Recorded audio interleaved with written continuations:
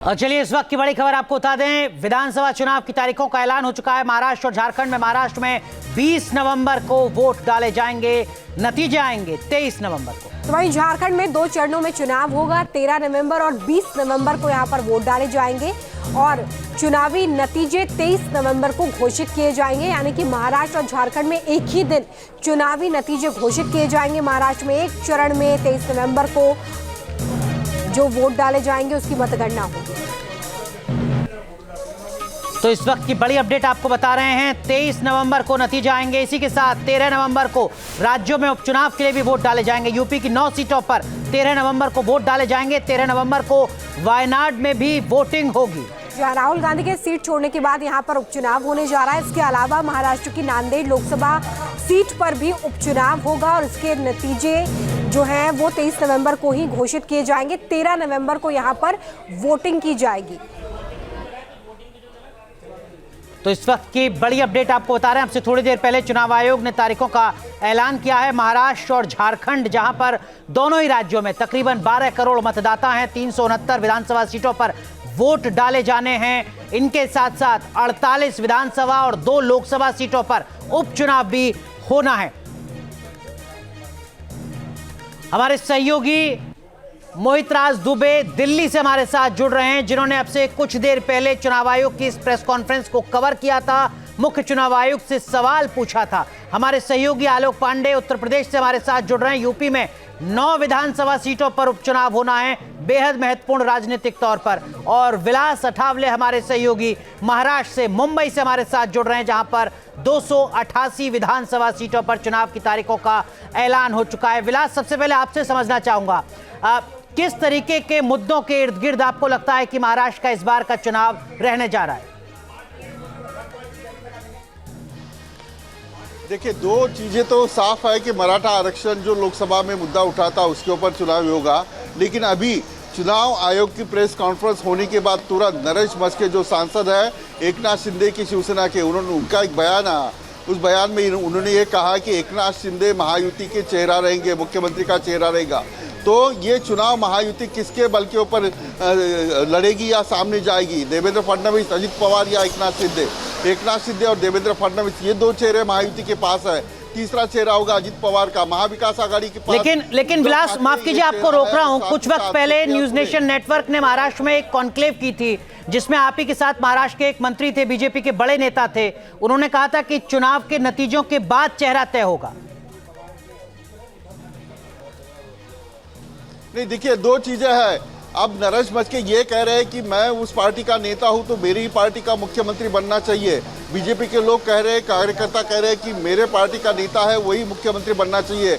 ये मुख्यमंत्री पद की ओर जो है वो तो सेकंड नंबर पे आएगी। लेकिन किसी भी हाल में लोकसभा को छोड़कर जिस प्रकार के बयान, जिस प्रकार के परिणाम आए थे, उसको देखा जाए तो महायुति को ये चुनाव बहुत ही अहम है।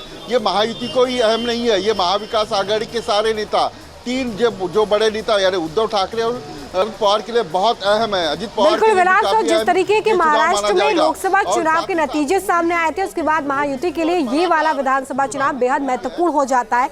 देखना होगा कि यहाँ पर किस तरीके से किन मुद्दों पर वोटिंग होती है। लेकिन मोहित भी हमारे साथ लगातार जुड़े हुए हैं।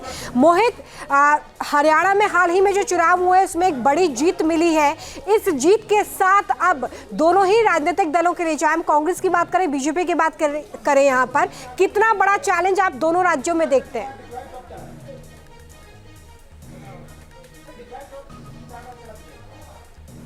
जो हरियाणा के नतीजे रहे, उस नतीजे ने भारतीय जनता पार्टी को कॉन्फिडेंस तो दिया है, आत्मविश्वास तो बढ़ाया है। क्योंकि पहले जिस तरीके से एग्जिट पोल में बात आ रही थी कि कांग्रेस जीतेगी, लेकिन भारतीय जनता पार्टी ने जीत तो झटक ली कांग्रेस से, तो वो निश्चित तौर पे कॉन्फिडेंस जो हो महाराष्ट्र के भीतर दिखाई देगा। 2 चरणों में झारखंड में और 1 चरण में महाराष्ट्र के भीतर मतदान होना है। और देखिए, उससे पहले भारतीय जनता पार्टी हो या कांग्रेस हो, सभी ने पूरी ताकत लगा दी है, चाहे एकनाथ शिंदे हो, अजित पवार हो या प्रधानमंत्री नरेंद्र मोदी हो, अमित शाह हो, देवेंद्र फडणवीस हो, सबको कहीं ना कहीं जो है सभी नेताओं ने पूरी इस चुनाव में जो है ताकत लगानी शुरू कर दी है। प्रधानमंत्री नरेंद्र मोदी सहित तमाम नेताओं ने भारतीय जनता पार्टी की ओर से जनसभाओं को भी संबोधित करना शुरू कर दिया है। तो वहीं राहुल गांधी भी पीछे नहीं है, मल्लिकार्जुन खड़गे, राहुल गांधी, शरद पवार के साथ उद्धव ठाकरे भी पीछे नहीं है। उद्धव ठाकरे भी इस इस बार पूरी ताकत लगा रहे हैं, क्योंकि देखिए जिस तरीके से हरियाणा में हार हुई है, जिस तरीके से हरियाणा में गलतियां हुई हैं, वो उन गलतियों को महाराष्ट्र के भीतर न दोहराई जाए, लिहाजा मुकम्मल तौर पर जो महाविकास आघाड़ी है वो उतरने जा रहा है। लेकिन एक बड़ा सवाल आपको मैं बता दूं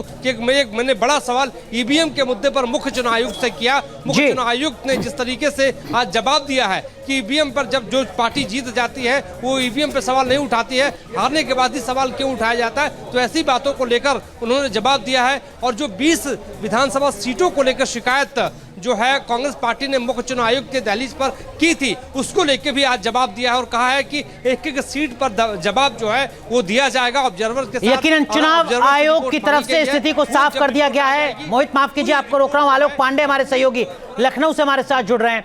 आलोक, मिल्कीपुर का जिक्र तो नहीं है अभी फिलहाल, 9 उपचुनाव का जिक्र है, सबसे ज्यादा नजर किस पर रहेगी? करहल? बिल्कुल, जिस तरीके से आपने नाम लिया, मिल्कीपुर के बाद अगर दूसरी महत्वपूर्ण सीट है वो है करहल। यहाँ पर कन्नौज से सांसद हो गए हैं अखिलेश यादव, और करहल उनकी विधानसभा सीट पर सबसे ज़्यादा जोर रहेगा और यहाँ पर तेज प्रताप यादव को चुनाव लड़ाया जा रहा है। घर परिवार का ही एक तौर पे देखा जाए तो प्रत्याशी है, तो ये सीट ऐसी होगी जहाँ सबसे ज़्यादा निगाह होगी। बाकी अलीगढ़ से खैर, बिजनौर से मीरापुर, प्रयागराज से फूलपुर, गाजियाबाद, मझुआ, कटहरी, कुंदरकी और सीसामऊ, ये 9 सीटें हैं जहां पर अगर देखें तो सबसे सारे ही परिणाम बेहद महत्वपूर्ण होंगे। 27 के लिए कहा जा रहा है सेमीफाइनल है, तो 24 के बाद ये भी देखा जाएगा कि किसके पैर के नीचे कितनी जमीन मजबूत है। क्या विपक्ष लोकसभा सीट जीतने के बाद आगे भी उसकी मजबूत आधार है, या फिर विपक्ष के बाद सत्ता ने अपने आप को मजबूत कर लिया है। तो ये 9 उपचुनाव जो होने जा रहे हैं वो अपने आप में बेहद महत्वपूर्ण है। भले ही संख्या कम लग रही हो, पर कहा जाता है कि सैंपल साइज छोटा है पर इसका जो असर है वो काफी बड़ा होगा। कम से कम ये साफ तय कर देगा कि रुझान लोगों का किस तरफ है। लोकसभा के बाद ये उपचुनाव में जनता किस तरफ जाती नजर आ रही है। यकीनन। लेकिन विलास आठवले, अभी तक की स्थिति आपको क्या लग रही है? इंडिया गठबंधन और एनडीए, महाराष्ट्र में क्या दोनों ही गुटों में स्थितियां संभल चुकी हैं, कोऑर्डिनेशन हो चुका है, या अभी भी कुछ ऐसे मुद्दे हैं जिस पर तनातनी है?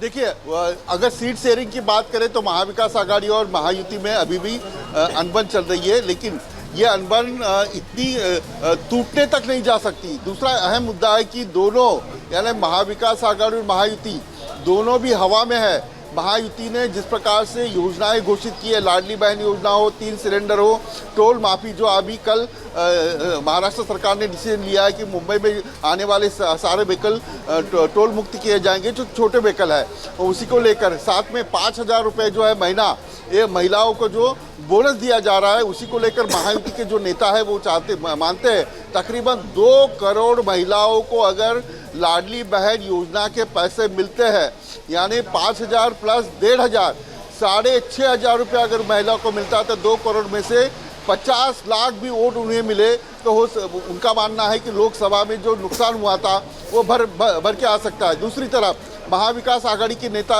ऐसा मानते हैं कि उद्धव ठाकरे की एक सिंपैथी हो, या जिस प्रकार से लोकसभा में संविधान के विरोध में नैरेटिव तैयार हुआ था वो अभी तक कायम है। मुस्लिम वोट जो है वो महाविकास आघाड़ी के साथ है, तो दोनों जो लड़ाई है वो 50-50 है। जहाँ तक देखा जाए ये चुनाव जो है वो काफ़ी अहम होगा। उद्धव ठाकरे के बेटे आदित्य ठाकरे के सामने महाराष्ट्र नवनिर्माण सेना अपना उम्मीदवार खड़ा कर रही है। दूसरी तरफ प्रकाश अंबेडकर लोकसभा में जो नुकसान हुआ था वो इस चुनाव में क्या करते ये भी देखना होगा। तीसरा छत्रपति संभाजी महाराज शेट्टी और प्रहार संगठन के जो विलास, माफ कीजिए आपको रोक रहे हैं। रांची से हमारे सहयोगी सूरज हमारे साथ जुड़ चुके हैं। सूरज, झारखंड का विधानसभा चुनाव किन मुद्दों पर नजर आ रहा है आपको?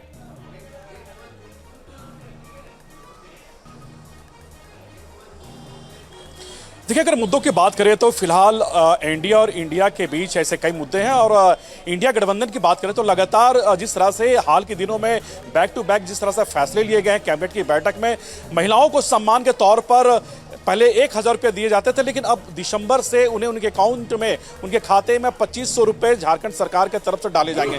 तो वही पैरेलल में भारतीय जनता पार्टी ने गोगो दीदी योजना लाई है। उनका कहना है कि अगर झारखंड में बीजेपी की सरकार बनती है, एनडीए की सरकार बनती है, तो प्रत्येक महिला को उनके खाते में 2100 रुपये सरकार देगी।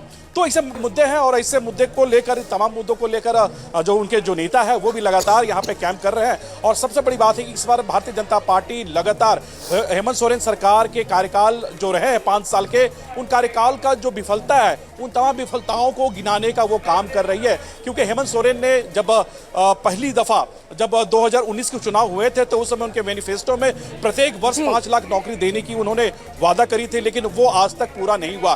तो ऐसे कई मुद्दे हैं, उन तमाम मुद्दों को लेकर भारतीय जनता पार्टी सरकार की नाकामियों को गिनाने का काम कर रही है। बड़ा मुद्दा ये भी है कि किस तरीके से यहाँ पर सीट शेयरिंग होती है, क्योंकि फिलहाल एनडीए के खेमे में सीट शेयरिंग को लेकर भी फॉर्मूला जो है वो तय नहीं हो पाया। फिलहाल आप सभी का बहुत शुक्रिया हमारे साथ जुड़ने के लिए।